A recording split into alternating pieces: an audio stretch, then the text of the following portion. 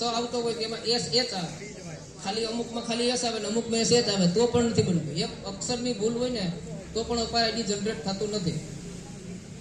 અપાર ID generate નહીં થાય તો આગળની પ્રક્રિયા બહુ જ અઘરી પડતી જાય. એટલે એમાં સહયોગ આપો ને જેટલું બને એટલું વહેલામાં વહેલું આપણે અપાર આઈડી બનાવી નાખીએ એવા એક સહકારની જરૂર છે. એક ખાસ કહેવાનું છે, મારી પાસે એક લિસ્ટ છે, આપણી શાળાનું ગૌરવ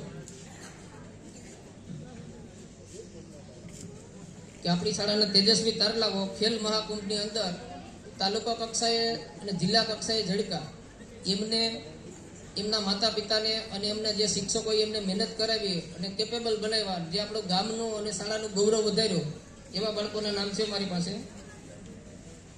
સોલંકી આદિત્ય ધીરુભાઈ કે જે સ્ટેન્ડિંગ બ્રોન્ઝ જમ્પની અંદર તાલુકામાં પ્રથમ નંબરે આવે છે.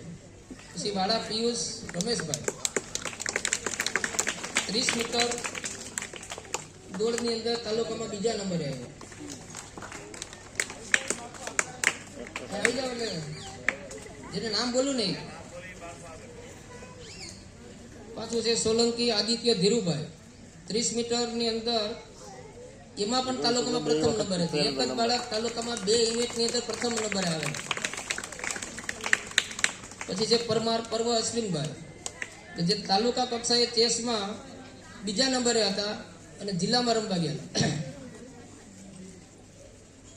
પછી સોલંકી કૃપા વિજયભાઈ કે જે 30 મીટર દોડની અંદર ત્રીજા નંબરે છે તાલુકામાં. જેના નામ બોલે બધા આવી જાય. ચુડાસમા આયુષી અશ્વિનભાઈ જે સ્ટેન્ડિંગ બ્રોન્ઝ જમ્પમાં ત્રીજા નંબર પ્રાપ્ત કરેલ છે. ચુડાસમા જિનલ રમેશભાઈ 50 મીટર દોડની અંદર ત્રીજા નંબરે આવે છે. મકવાણા મિલન જુઠાભાઈ સ્ટેન્ડિંગ જમ્પમાં ત્રીજા નંબર ઉપર. ગોહિલ ભૌમિક ભગવાનભાઈ 100 મીટર દોડમાં ત્રીજા નંબરે છે.